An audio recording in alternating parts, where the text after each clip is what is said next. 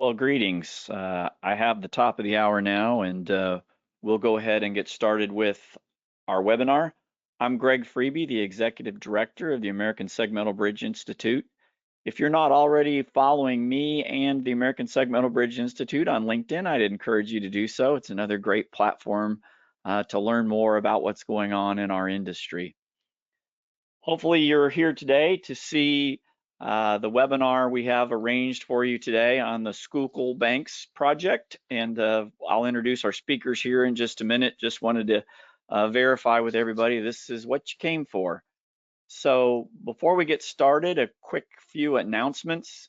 The first being a reminder about our 2025 convention and committee meetings coming up in just a little over 2 months in the end of October, 26th through 30th in Bellevue, Washington. Encourage you to go to the website, the ASBI website, and sign up, register. You'll also find information about the agenda as well as our committee meetings. That committee meeting schedule is on screen below, as well as the overall plan for the event. Really great opportunity. I think we'll have really good turnout and encourage everybody to attend. If you signed up for this monthly webinar through a single sign up through SurveyMonkey, you can sleep through this slide. If not, this is a reminder of an opportunity. If you use the QR code on screen or a link from the ASBI website, or if you like typing in URLs, you can type in this SurveyMonkey URL. This will let you pre-register for all of our webinars this year, and probably even the ones next year. We haven't decided yet. But what this will do is you'll get an email then a month in advance of each webinar. When that webinar is created, you'll get information about the webinar and an opportunity to create a calendar event to remind you about the webinar. So this way you don't have to remember to sign up every month. You just automatically signed up, and then it's up to you to decide if you want to attend or not. But certainly we believe that all of our content is certainly meaningful, and hopefully you'll be able to make time in your schedule to join us for our monthly webinars. Speaking of, our September webinar is lined up. We're going to be talking about engineering the West White Rose CGS structure. Really interesting project that the folks at Arup and Atkins Realis will be talking about. Some heavy construction, but a lot of things there to learn in the complex concrete structure arena. Having said that, while today's presentation is not necessarily about segmental, it does delve into cable stay, which is mentioned in our construction practices handbook, which covers concrete segmental and cable supported bridges. If you don't already have a copy of this publication, I'd encourage you to use the QR code here to download a free copy. It's a great resource and kind of help provide you some more background information on segmental and cable supported structures. If you're looking for information on concrete bridge design and construction in general, AASHTO has a publication that was done in collaboration with the National Concrete Bridge Council, of which ASBI is a member. And this resource guide is sort of a one-stop shop for resources on concrete bridge design and construction, held by all of the various institutes. It puts it all in a single catalog, and a great little catalog for onboarding new folks, or even for seasoned veterans. If you're sort of trying to find where is the information I need on various topics, you'll be able to find it in this guide. And again, it's also a free download from the AASHTO website. Some quick instructions on the webinar today. If you've not joined us on a webinar before, if you lose your connection, you can rejoin using the link you've got. Obviously, you'll miss content while you're away, and so we encourage you to rejoin as quick as you can. We will only offer PDH certificates to the folks that meet the minimum attendance requirements, which is as near an hour as possible. We may run a little long on the Q&A at the end of today's session, and you're certainly not obligated to stay online past the top of the next hour. But again, we ask you allow about a week to get your attendance certificate. Likely be quicker than that. You'll get an email with a link to where you can download your attendance certificate for today's webinar for those folks who are looking for professional development hours. And I mentioned we will do Q&A at the end of the session. The way this works is because we have so many people online, it's done through the Q&A interface in GoTo. Just type in your questions, and in fact, you don't have to wait till the end of the session. You can type in your questions as we go. We'll do a moderated Q&A session at the end. If you're on a mobile device, you'll also have an opportunity, a little question mark in the upper right-hand corner. You click that, and that'll also take you then to a little dialogue to put in questions. Our Q&A moderator, I'll go ahead and introduce. You'll hear his voice at the end of today's session. Wade Bonzen, our Segmental Construction Committee Chair, who's also Project Development Manager of Complex Bridges for GM2 Associates. Wade will be leading us through the Q&A at the end. So our speakers today are Trevor Kirkpatrick, who is from Michigan. He kind of hopscotched his way across South Florida, attending University of Michigan and Virginia Tech. He's been with AECOM for some 24 years, designing complex bridge structures, and you'll be hearing from Trevor first. Then you'll also hear today from Keith Lee with AECOM, who also has more than 22 years of experience. His background is really in seismic, finite element modeling, rail structure interaction, soil structure interaction, so some of those more complex topics that we come across. And then Nick Green, also with AECOM, is also joining us today. He has over 10 years of experience with complex structures such as the Schuylkill River Bridge project that you'll hear about today. So with that, I'm going to turn over to Trevor as our presenter, and Trevor will be able to take it away.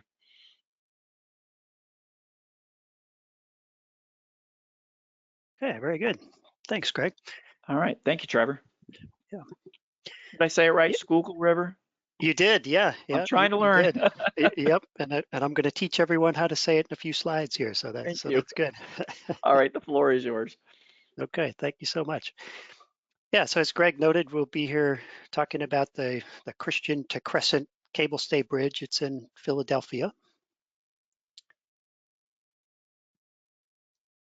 This presentation, it really covers all the way from sort of planning and concept all the way up through final construction. You know, Keith, Nick, and we are design engineers, but this presentation was really put together with a lot of help from the contractor, who was PKF Mark III, and also from PennDOT, who was the construction management, construction inspection person or group for the project. So, you know, even though we're design engineers, we're trying to bring really a comprehensive look at this project with this presentation. So I'll do some of the early talking here. So I'll cover project overview and planning, and then Keith will come up and talk about some of the largely substructure items and some other design topics. And then Nick will come up and talk about superstructure items, and then I'll come back up at the end and talk about cables and some of the finish works. So as Greg noted, if you're not from Pennsylvania, you may have never heard of Schuylkill, and almost certainly you would have no idea how to pronounce it. It is pronounced Schuylkill, and it actually stands for hidden river. It's a Dutch word going way back to the 1600s. And it is a river in southeast Pennsylvania. And the trail is a 128-mile off-road multi-use recreational trail and greenway that runs along the river all the way from the Schuylkill County in Pennsylvania down to where the river runs into the Delaware River in Philadelphia. And at this point, about half of the trail has been completed.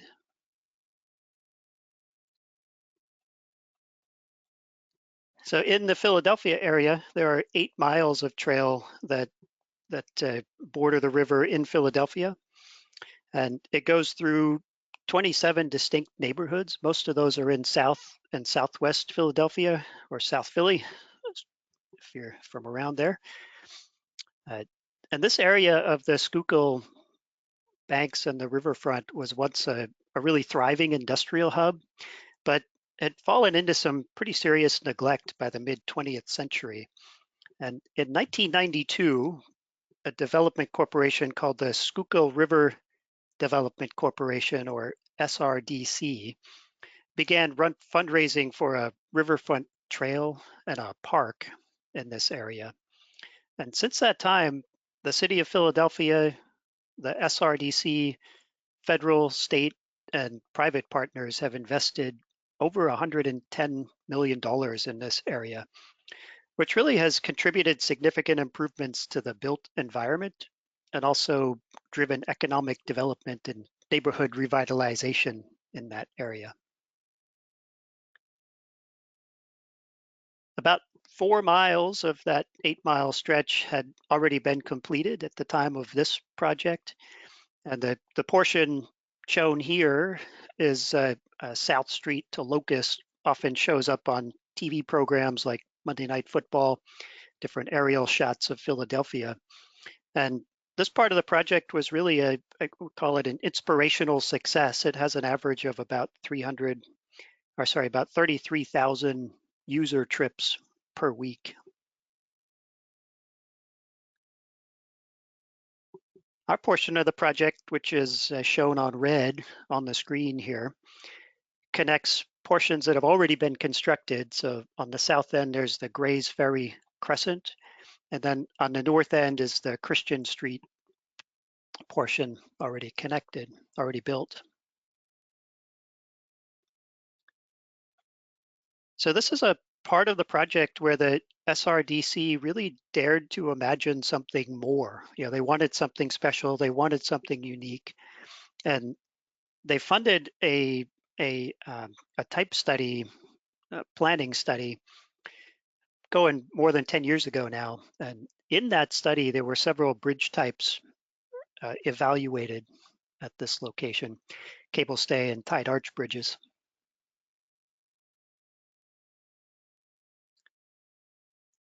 Now, this was the last portion of the trail to be designed and constructed for a reason.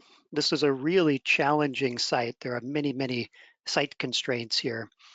And they include railroads, overhead bridges, overhead utilities, underground utilities. There's a coal unloading platform, old industrial docking facilities, all in that area. Just a lot of items to really work this pedestrian path through. So during the preliminary design phase, we introduced an S-curve into the alignment to preserve the adjacent barge access point, which is number 6 there on the screen, and to improve tie-ins. And it also had the benefit of adding balance and elegance to the cable part of the structure. So the final alignment on the screen, right to left, goes around the old coal unloading platform, which is number 8 on the screen. It goes below the Arsenal Bridge, which is an old railroad bridge, number 7 on the screen, and then comes back up over the docking platform, number 6. Apex is up on the cable bridge, and then it dives back down to go under the Schuylkill Expressway, an extremely busy expressway in Philadelphia. That's number 2. And then it lands back on grade between 1 and 2. So with the S-curve alignment, that really eliminated one of the bridge types. And so we focused on cable stayed bridges, which we thought were the most scalable and really best met the constraints of the site. And so we produced 6 sets of, or 6 renderings that we then delivered to the SRDC. And we had different options, 2 planes of stays, 2 towers, 1 tower, center planes, external stays, kind of a range of options. The SRDC and a committee of their design partners ultimately selected number 4, which is the twin pylon single plane of stay cable in a weave pattern, which is what we ended up designing. So we ended up with a total of about 1,300 feet of trail on grade, about 1,150 feet of conventional structure, and of course, the 650 feet of cable stayed structure. And the focus of the rest of the presentation here will be on the, of course, on the cable stayed structure. And I'll pass it to Keith, who will talk about some of the design and construction aspects. Thank you, Trevor. We have the bridge plan and elevations here. You can see that the main span is 325 feet and the back spans are 162.5 feet long for a total length of 650 feet.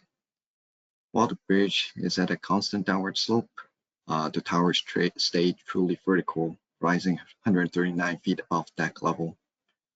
As mentioned earlier, having a curved alignment is a unique feature of this bridge, but there is a limit to that curvature. Otherwise, the out-of-plane forces from the cables will become overwhelming. At the end, a gentle reverse curve with 950 feet radius is used, which limits the horizontal deviation angle of the cable, yet is noticeable and aesthetically pleasing. Here, Jensen and Spans Engineering, JSE, is our erection engineer. They confirmed and slightly modified the design construction sequence, including the number of lifts at each tower. In design phase, we assumed 2 anchor plates per lift, but JSE suggested to use up to 3 anchor plates per lift to reduce the number of lifts per tower. This slide shows the first construction stage and includes installing the lower portion of the tower from caissons to seal slab caisson cap and up to right below the lifts with the anchor plates. The end piers, pier 6 and 9, are installed. And then the temporary falsework are also installed to keep the U-girder segments within reasonable span length so that it works with the permitting and river constraints. Next stage here, we have the beams being lifted into place. And then next stage here, originally our design allows the beam to be set continuous prior to finishing the tower, which the design intent is to provide more room to work with for the contractor for the upper tower. But the contractor proceeded with casting the upper tower first before installing the diaphragms, closures, lid slabs, and made the beams continuous with post-tensioning. Next stage, the contractor finished the superstructure by casting the 25 feet wide deck. And the last stage, cable stressing begins when the beams are still on falsework. While installing the cables, the U-beam gets lifted off of the temporary support. And after the cable stressing is done, falsework is removed, and the contractor proceeds to the last bit of finished works. So for foundation design at the towers, things to point out here, we have 9 72-inch diameter steel cased caisson with 5/8 of an inch casing. They're drilled 60 feet deep and socketed 20 feet deep into rocket. Footing cap is 44 feet by 44 with a taper at the top, so it's about 7 feet deep at the edges and 10.5 feet near center. And since the adjacent power generation facility is permitted for barge access, we actually have to design the foundation to withstand vessel collision load of 2,400 kips impact from a fully loaded hopper barge under power at mean high level water. Bottom cap is 4 to 8 feet above the rift bottom. There's about 30 feet of scour, so having a permanent casing helps providing stiffness when exposed length increase due to scour. The last a 3 feet tremicil slab is used in the design. It not only helps construction, but also helps providing additional weight to the caissons. Since their reaction is on the low side, having more weight actually increases flexural capacity. Gonna look at some construction photos. Here's some, our original design can accommodate either cofferdam or float in precast footing. The contractor ended up using cofferdam.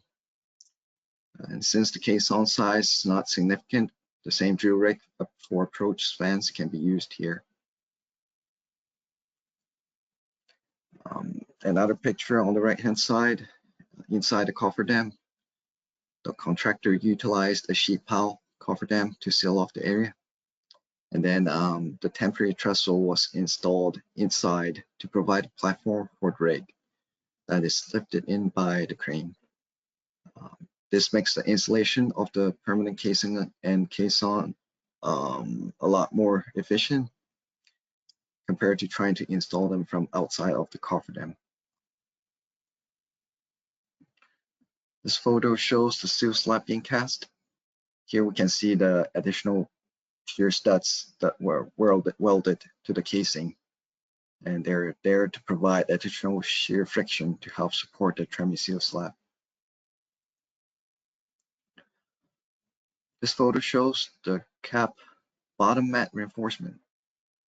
We utilized 3D strut and tie to design the cap, and we have to detail the reinforcement to match.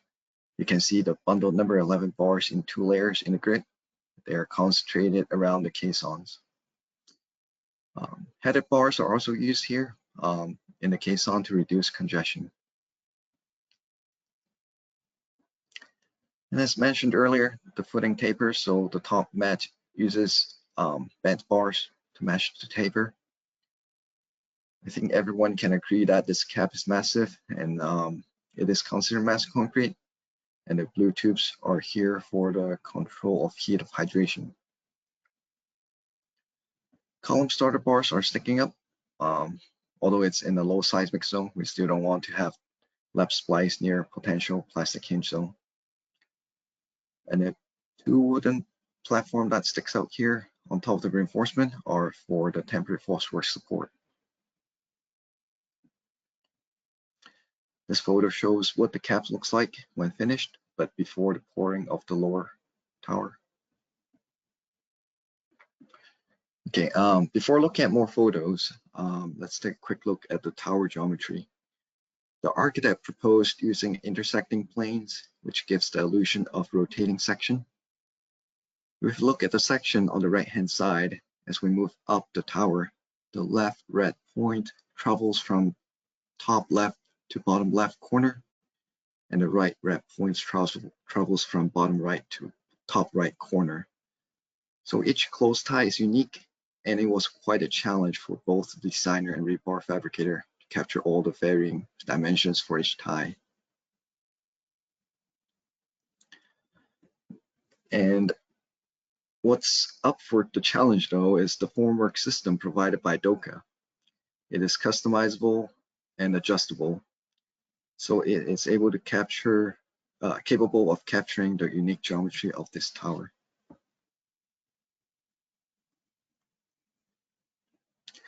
Yep. You can see more photos here. The DOCA formwork is in action. And providing a safe and sufficient space is crucial for inspection and assembly of formwork and reinforcement. This photo shows what's called a jungle gym and is provided for the upper tower lifts.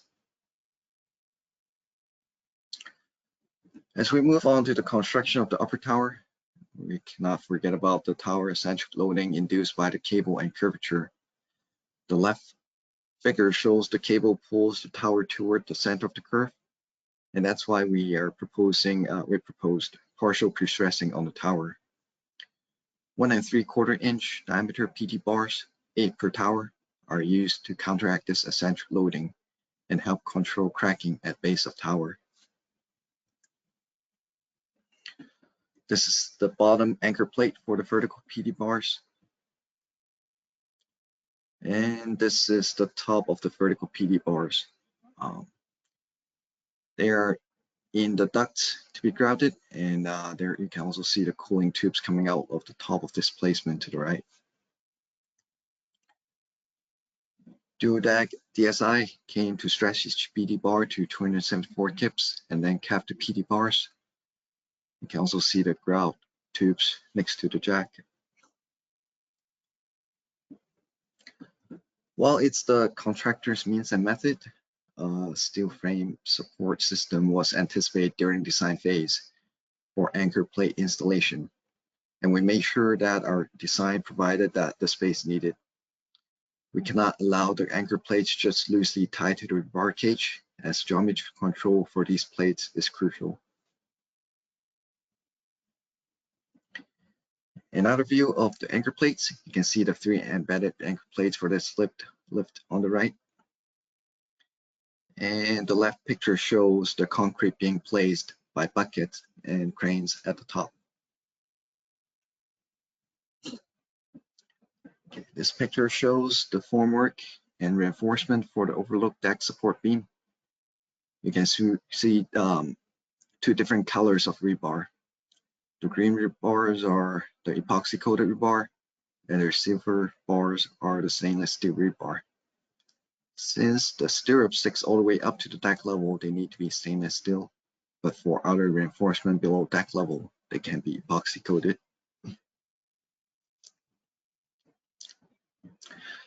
The right photo shows the front elevation view of the tower under construction. And the support beams that we just looked at are the arms sticking left and right out of the tower. Combining the jungle gym, adjustable formwork, and many ladders, the contractor really felt like they were playing a game of Donkey Kong. Except what's awaiting them at the top is a great sense of satisfaction. Like this view here. The concrete surfaces are still clean in this picture, but ladder access, rope access, and lightning protection will be later installed at the top of the tower. Okay, moving on to design topics. For pedestrian comfort, it is our design goal to have a stiff tower. It helps limiting frequency, avoid vibration problem, and improve pedestrian comfort. Though it's not required, the bridge received a dynamic evaluation. This analysis shows 750 people on bridge would result in a near 3-inch lateral movement. And so 2 11-ton twin mass dampers were proposed.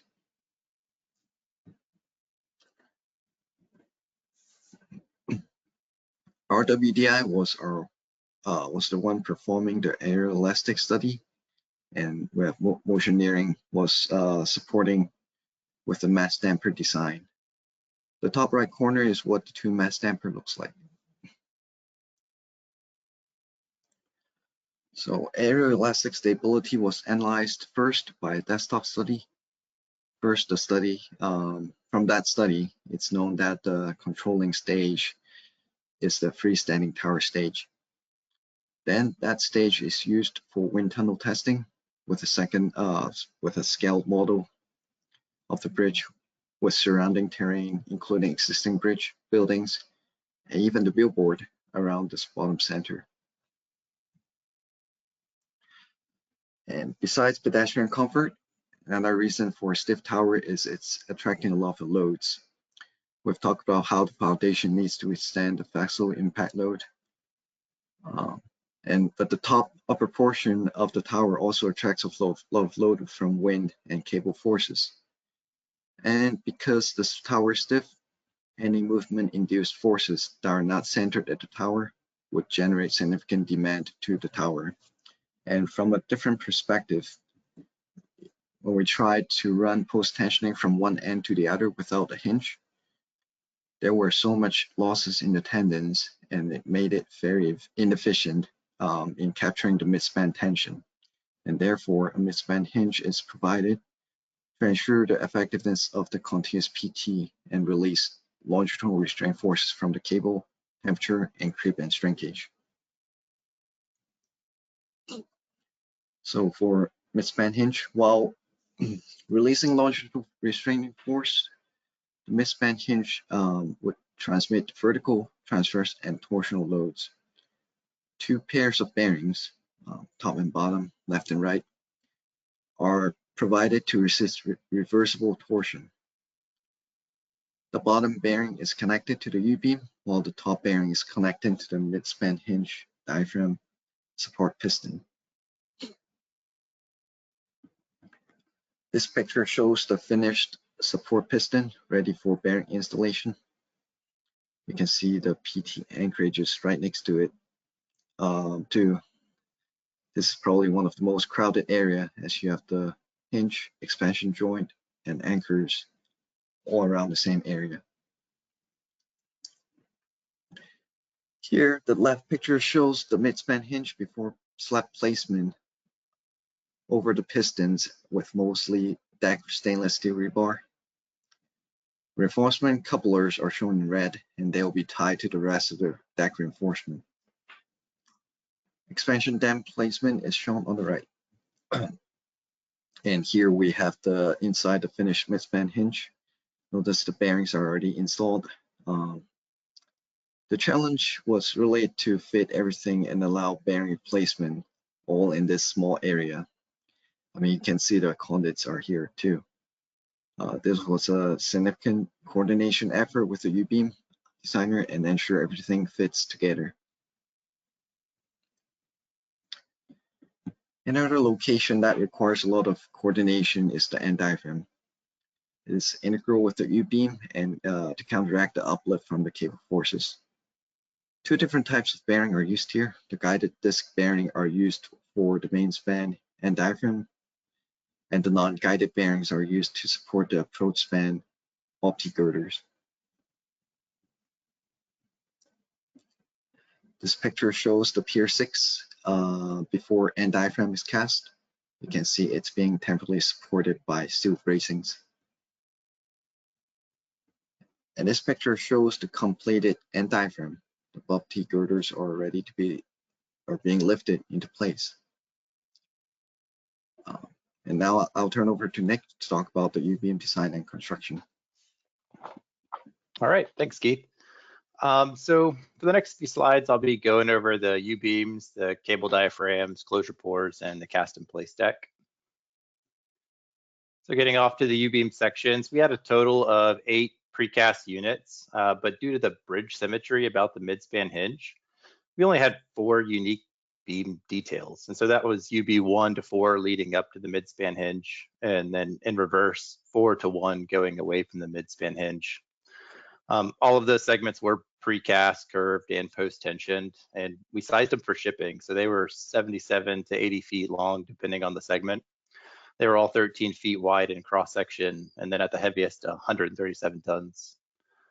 We did use multiple PT tendon sizes in the cross-section, as we can see on the left here. Those 7-strand tendons we used in the bottom flange, and those were installed in the casting yard, and their primary function was to control the stresses in the U-beam during shipping and erection. 12 and 15-strand tendons we had in the webs and flanges, and those were installed after all the closures. And obviously the primary function there was to provide that strength and continuity through the length of the structure. Our web tendons, we deviated up into the top flanges before the towers to counteract that larger negative moment on the main span side of the tower. All of our PT live ends were in the UB1 segments, which were near the end diaphragms, and then all of our PT dead ends were in the UB4 segments, which were near the midspan hinge. So getting into the U-beam transport, this was pretty interesting because the casting yard wasn't close to the project site. So the beams were actually cast in upstate New York by Fort Miller, and then they were delivered down to the project site by Carver Marine. And we have a video on the next slide, which does a much better job than I could detailing the journey of those U-beams normally, but unfortunately, we couldn't get the sound quite working right in GoTo. But we do have closed captioning, so you can kind of read along. And I'll go ahead and play that video now.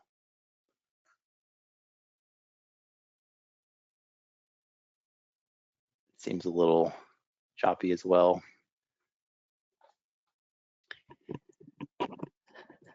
Yeah, this is Trevor again. I told Nick I would try to narrate some of this. It does a good job of showing the traffic here.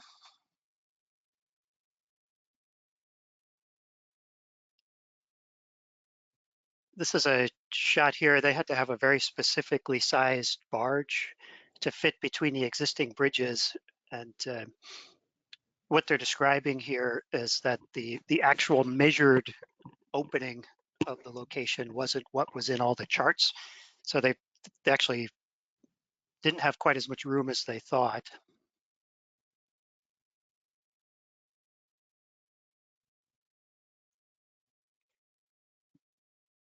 One of the other challenges they had was the tug had to be ocean going, had to be powerful enough to go along the Atlantic Ocean, but with a small enough draft to get into the Delaware River and Schuylkill River.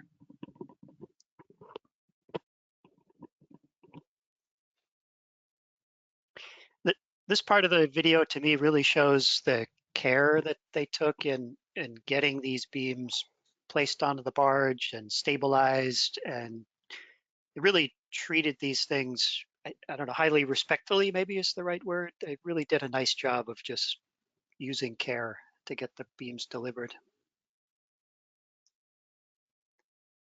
And there they are, arriving at the site.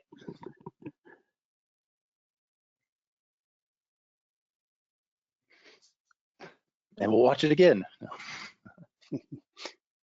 No, but hopefully you could see, obviously not here from that video, just kind of like the level of planning and effort that went into delivering those U-beams to the site. It was kind of amazing. But once they were handed off to the project team, Resolve Marine provided this 260-ton shear leg crane, which is that orange barge, and a 225-ton crawler assist crane, and you can kind of make it out behind those temporary towers. The U-beams were lifted off onto the temporary supports from that barge, and so that required additional precision during construction, since they had to use those tugboats to position the barge before setting those U-beams. And so this operation just required a high level of coordination between all of those elements, land and sea, to really successfully set those beams. Here we've got a pretty good photo of the typical rigging, which was used for the lifting of those U-beams from the storage area onto the temporary supports. And here we can see the temporary towers and those support structures ready to hold those precast U-beams.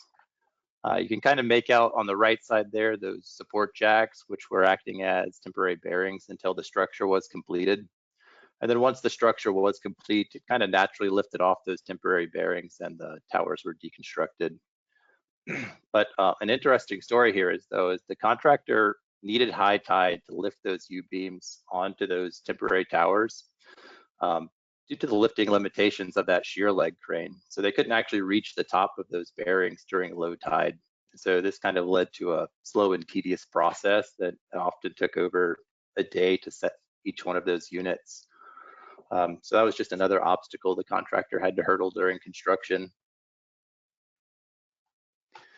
And so once those U-beams were set in place, the cable diaphragms and closures were ready to be installed. And I'll go over those details we used to resolve some of those unique design challenges.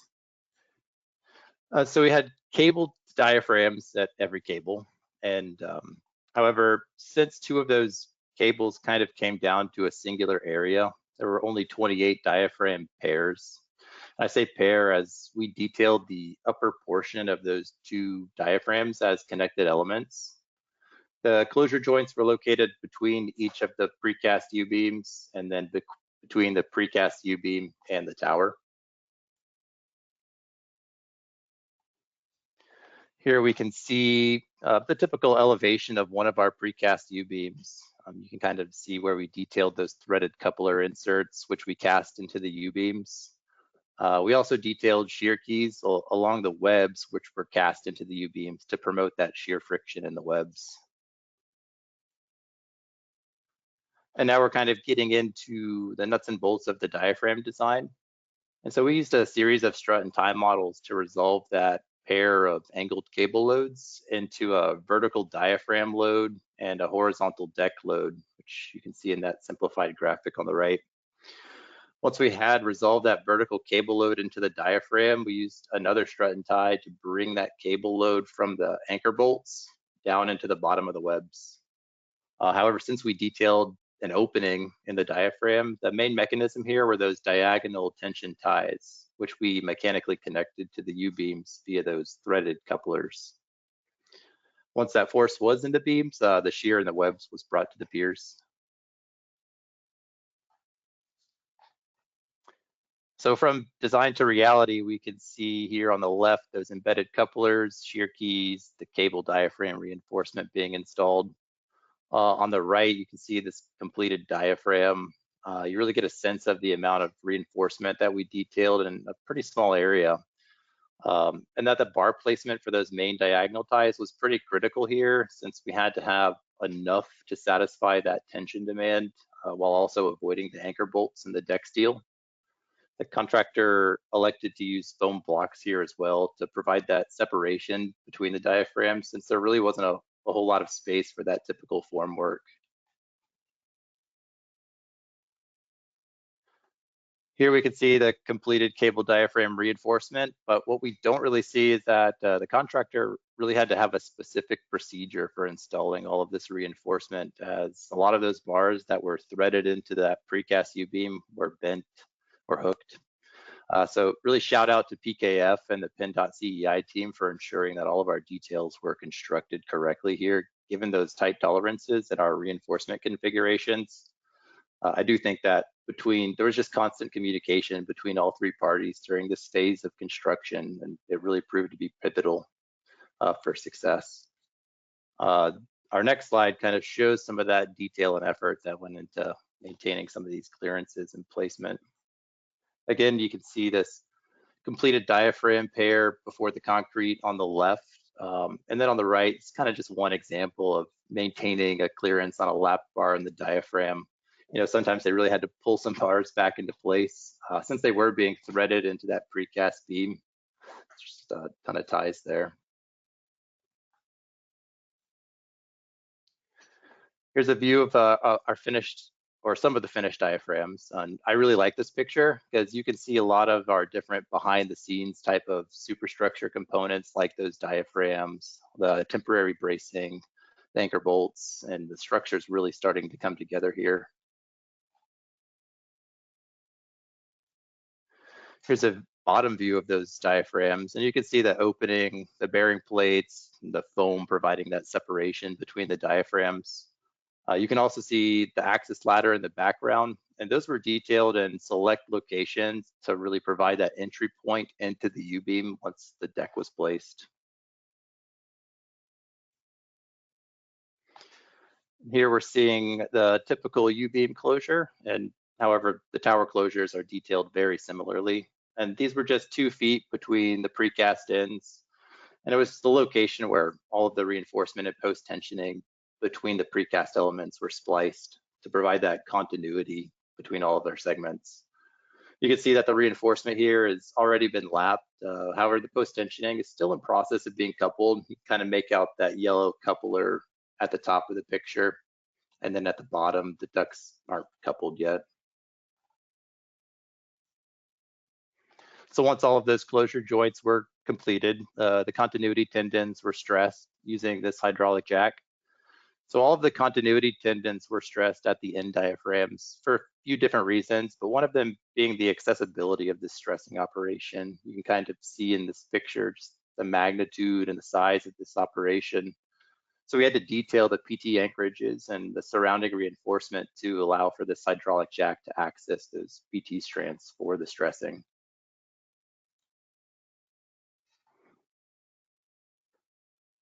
Once that post-tensioning was stressed, it was time to place the deck.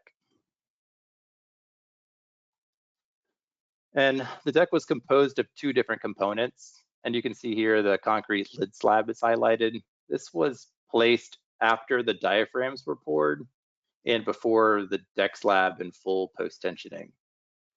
And that provided a closed section which allowed for stressing the remaining of those post-tensioning tendons and or before the full deck was placed. After all those post-tensioning tendons were stressed, the remainder of that cast in place deck was installed. And this was just a conventional design using 4 KSI concrete. However, we did use stainless steel reinforcement to extend the life of the structure.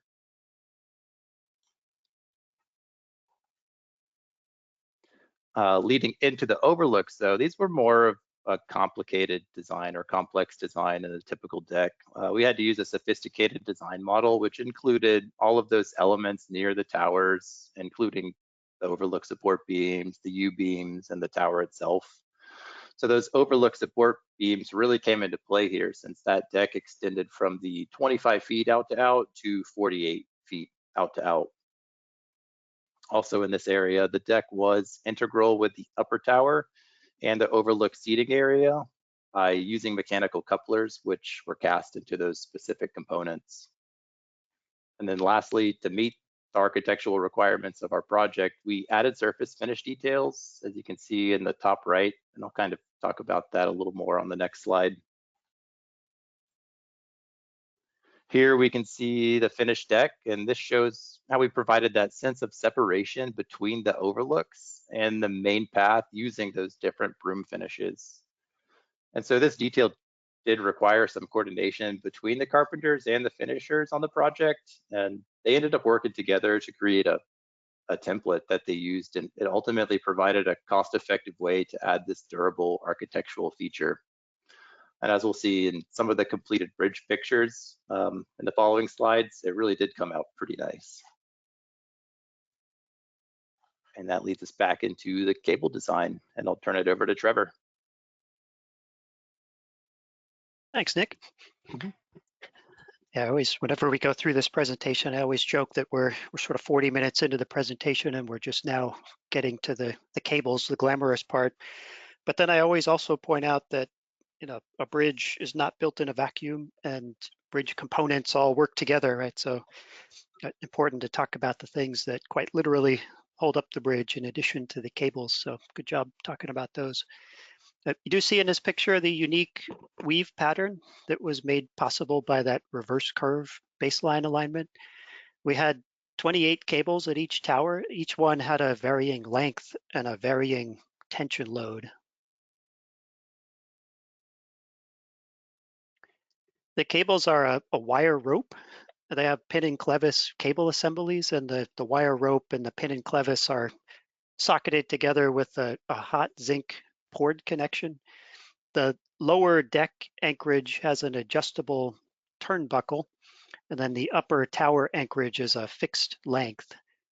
Each one of the cables was fabricated, including the anchorage length, based on as-built survey and the erection engineer's analysis. Any place the cables were touching or nearly touching, we incorporated a cable spacer to prevent rubbing. We also included dampers to mitigate vibration of the cables, mostly due to ambient winds and ambient pedestrian loading. So the plans had a cable erection sequence and a jacking force specified. The contractor kept the erection cable sequence, but they did change the jacking forces based on the erection engineer's analysis. And essentially the cables were installed from the lowest point of the tower up to the highest point of the tower. And they were installed in pairs at each of the two towers. So that meant that at any given time, there were 4 installation jacking assemblies available for use. Now, before the cables can be installed, they did have to be tested. Here's some shots of a testing facility. So the way this works is there's a small length of cable that's fabricated. You can see in the right picture the whole cable, and on the left picture, kind of a more close-up view. And then it gets put into this machine. The machine gets stretched, and it looks like nothing is happening. And then suddenly there's a big noise and it fails. And this one did fail exactly the way it's supposed to. The idea here is if there's going to be a failure, you want that failure to happen in the wire rope and not in the zinc connection or the socket. So this one did fail exactly the way it was supposed to. And you can see some numbers here. It did reach a maximum load higher than the target design load, which is a good feeling. So that's good news. This is a shot of the cables on site. Some of them are delivered on big pallets and others come in rolls. Then the contractor uses just a site equipment, the site crane and some small buggy mini excavator type equipment to lift the cables kind of loosely in place. And then a series of ratchet straps and come-alongs and sort of hand equipment is used to stretch the cables into position just tight enough to be able to install the pin into the pin and clevis assembly.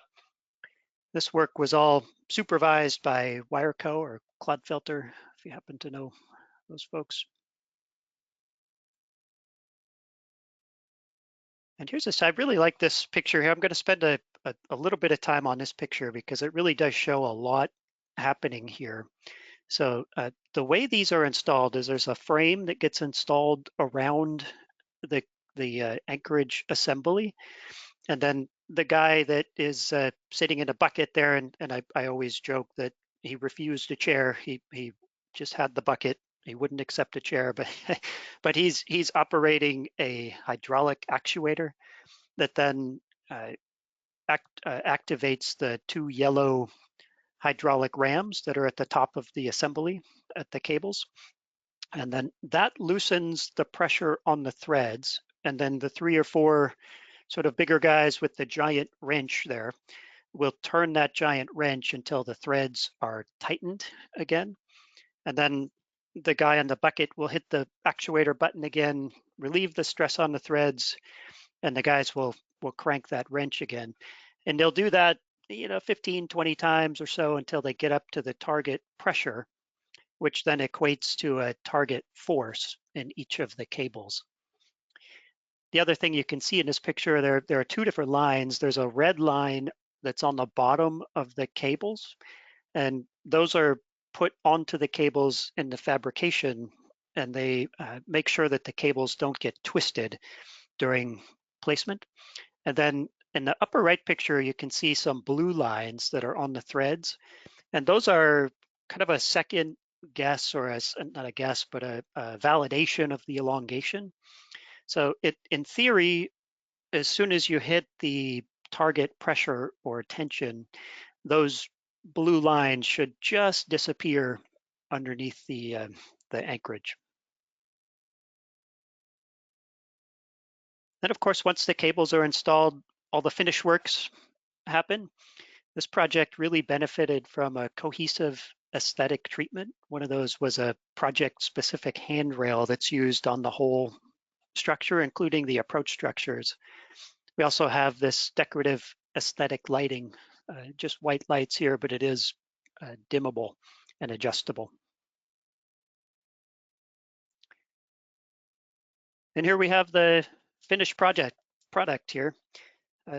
This was really a unique opportunity to partner with a motivated client, and really all the way from early planning phase through the end of construction. This was a really collaborative experience. This was a design bid build project, but we really had a motivated contractor that was really they understood that it's really in the project's best interest to really work together with the whole team, as did all the other parties. So a really collaborative experience. Bridge is now open. There was a ribbon cutting ceremony on May 17th of this year. And I'm sure these numbers might drop, but for the first month or so, there were about 20,000 people per day crossing this bridge. And then just some quick lessons learned. There's a few things there you can read. The important one to me is really collaboration from planning through construction, including early integration of architectural concepts, I think really made the difference on this project.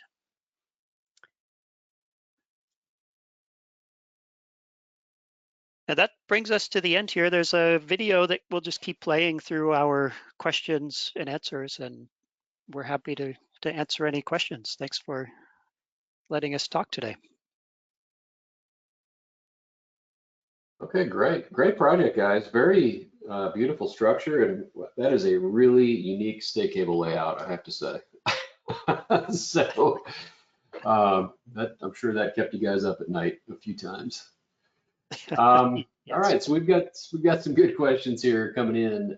First question is, the mid-span hinge, was that installed with any kind of pre-compression, or was there a air gap there at the beginning? Yeah, Keith, do you want to answer that one? Right. No, it's so they were still on false work, so there's no um, pre-adjustment there. But the piston, the support piston, is pre-stressed due to the quite large torsional loads. Yeah, it was built in contact though, right? So the bearings were grouted in place, but not under pre-compression. So Right. yeah. Okay, great. What was the software that you all used for your finite element analysis, for your time-dependent construction analysis? Yeah, so we used quite a few different bits of software for the project, but the global longitudinal analysis was all done with Midas Civil. Okay. So wire rope cables, interesting concept there. What was the process where you all came to the decision to use the wire rope cable type for your stays? Yeah, there's a couple of different parts to that decision, and I guess I'll answer them both separately. So one was, this is a pedestrian bridge, and we work very carefully. We have AECOM has a bridge architect, Bradley Touchstone. You may have heard of him, maybe not, but he's a really active architect he works actively with the engineering team. And one thing that we all agreed on fairly early was just getting the right scale for pedestrians. And so we really liked the scale of the wire rope pin and clevis system from kind of a pedestrian experience. And so that, there was an architectural component to that.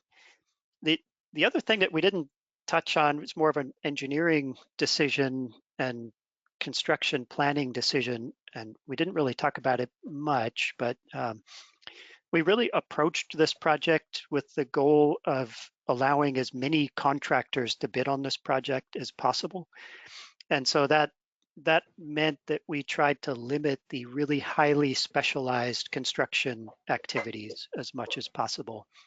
And so I guess in the scale of cable stays, there's the true cable stay system that is a very specialized construction operation, and the pin and clevis wire rope, it's still specialized, but it's not, maybe not quite as specialized. So that was the engineering reason for it. Okay, yeah, good. Multiple factors there. Where were the stay cables fabricated?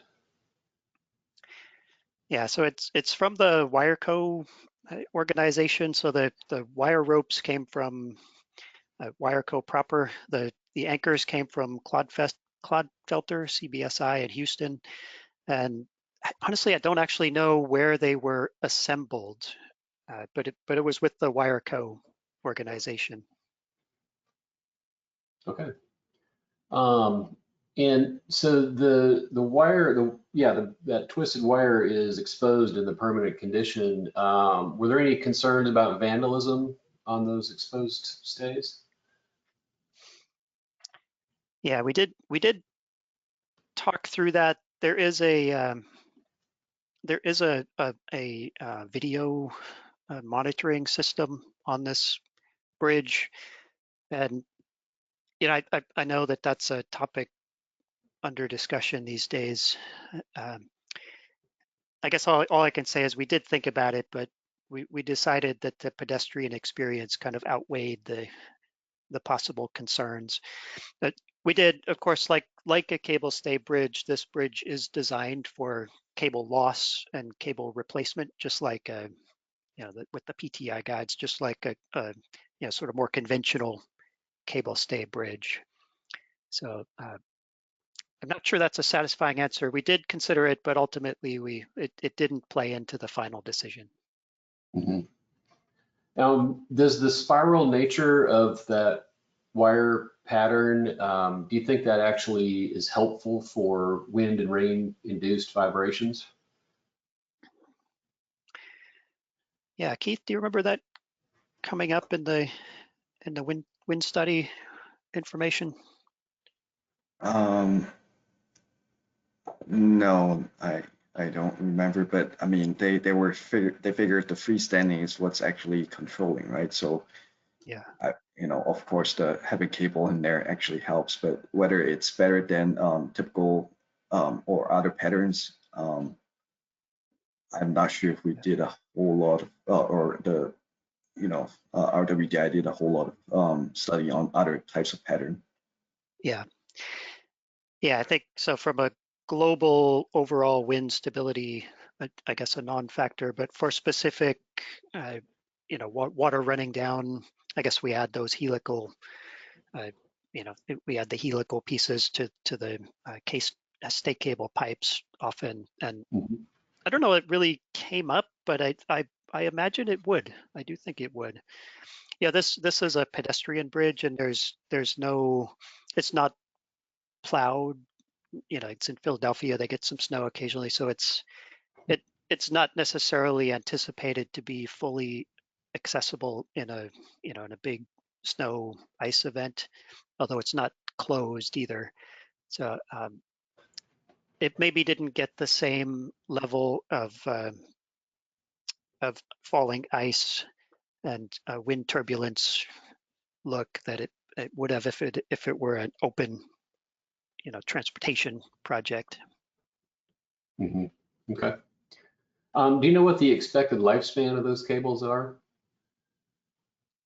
Yeah, I guess it depends on who you ask. I think 50 to 100 years, which I know is a wide range, but I think we sort of targeted 75, kind of in the middle of that zone.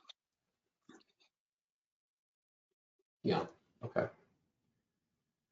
Let's see. So we're going to change subject here a little bit and drop back to the foundations. How was the seal slab supported during the foundation construction when you were pouring the seal slab concrete? Yeah, I could cover this one, Keith, and if feel free to jump in. But yeah, this is a case where the contractor got out there and found slightly different conditions than what kind of the geotechnical and bathymetric study was telling us. So it actually ended up that when they put the sheet piles in for the cofferdam and started to dewater and just poke around, it ended up that there was actually soil essentially right where the bottom of the seal slab was supposed to be.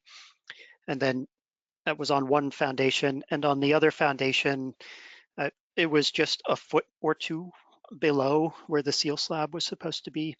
And so they asked and got permission to just support the seal slab directly on the river bottom. I think they may have added just a little bit of gravel below just to level it out and make it a more palatable surface for the concrete. But I guess it was a good situation. They didn't have to actually support it. They were able to cast it right on the riverbed. Yeah, that is fortunate. Yeah. Okay. So just dropping back to the overall concept, the signature bridge concept, the longer span that's out there, was that done strictly for aesthetics as kind of a showpiece, or were there engineering reasons to go to a longer span through that area? Yeah, this question comes up a lot, and it's a rightfully asked question, and the answer is somewhere in between, right? I mean, the whole rest. In fact, you can see on the screen the rest of the project is all just built with bulb tees and simple spans, right? So, it would be possible to just have kind of a regular conventional bridge here. It would not have been cheap because it did have to go around, over, and under all those obstacles. And so we didn't find that there was a real significant cost premium for the main structure, just based on the complex geometry for simple simple spans and the complexity of the geometry for those spans. But it was also true that the owner approached this project with the idea of wanting a statement piece. So it's a little bit half and half. I'm not a fan of just cable stay bridges for no particular reason, right? So this did really have engineering benefits, and it also fortunately had user experience and client and architectural benefits as well. Okay. I, for one, am in favor of needless cable stay bridges all over the place. Yes. I might be a little biased, though. Right. I should rephrase that. I would love to see them, but I understand that they're not always wanted. Were there permanent access locations designed into that box girder superstructure for future inspections? Yeah, there were, and but Nick, do you want to talk about those? I think. Yeah, I don't think I've got like a plan view. It shows the locations, but we had a handful of them throughout the length of the bridge, so they could get in there and access the damper or the electrical components. Yeah, I think there's 4 of them, kind of one in each. In fact, I've got a. Because you can't pass through, the midspan hinge. So That's there was right. one close to those on either side. Yeah, I just brought up the plan and elevation view, and so you can't pass through the integral towers, and you could, if you were a mouse, you could get through the midspan hinge, but a human cannot pass through there. So we have access openings that are in the middle, in the curb, and they're sort of hidden in the curb. So they're really almost completely invisible to the average passerby, including me. When I walked on the finished bridge, I said, I thought we had access openings here, and I had to search for them. I couldn't find them. But there's sort of one in each of the 4, 4, I guess 2 in the main span and 1 on the back spans. Yeah. Okay, great. And of course, the $1 million question at the end here. Tell us about the decision to go with concrete for those U-girders instead of steel. Did you guys look at steel as an option for that superstructure? Yeah, we did, and this goes back to one of the owner constraints. So the city of Philadelphia technically owns this structure, but the structure is maintained by this nonprofit Schuylkill River Development Corporation, and they're not a big operation. It's a few retired guys and a couple of maintenance folks that do a really good job of maintaining the facilities in Philadelphia there.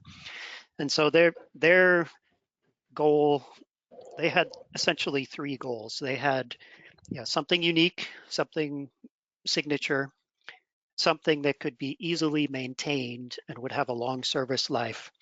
And the third goal, of course, was a cost related. Obviously, everybody has cost in mind. So we approached this bridge design with the idea of minimizing maintenance. And of course, it's in Philadelphia. Pennsylvania is a big steel community. There's a lot of steel structures there, but the reality is steel structures do need to be repainted. And so we did not want to have this kind of nonprofit organization have to be repainting every 20, 30, 40 years, whatever it was. So it was really a maintenance driven decision. And I say that with the, I've also designed steel structures. I'm kind of agnostic to the material. I know there are different options out there, but yeah, this one was for maintenance. Got it. Yeah. Well, it sounds like there was a lot of thought that went into it. That's great. And I'm glad to hear that an owner has a appreciation of future maintenance in mind. I think that's very important. Yeah, that's correct. Yep. Well, gentlemen, thank you very much for a great presentation and a really interesting, unique project. And so with that, I will turn it back over to Greg. I just had one last follow-up, and there was a question about the formwork supplier that was mentioned earlier. Who was that again? Yeah, It's from DOCA. That's they submitted their Oh, it formal was. Okay. decisions. Somebody had a question that it was somebody, a different supplier, and I wanted to make sure that that was clear. Okay, cool. So that was for the towers, right? And then the beams themselves were from a fabrication yard. So they Fort Miller in New York. So of course they Gotcha. supplied the beam formwork. Gotcha. Okay. And maybe that was more the question. So, all right. Well, thank you, gentlemen. And we did run just a little bit long, and appreciate the audience that stayed with us. Most of you did stay online. Again, if you've already registered for next month's webinar, you'll get a notice here in the next few days about that webinar. Again, thank you to the team here from AECOM that joined us today for a really interesting presentation on a great project. So thank you all, and look forward to seeing you in the future. Thank you. Appreciate it. Thank you. Thank you.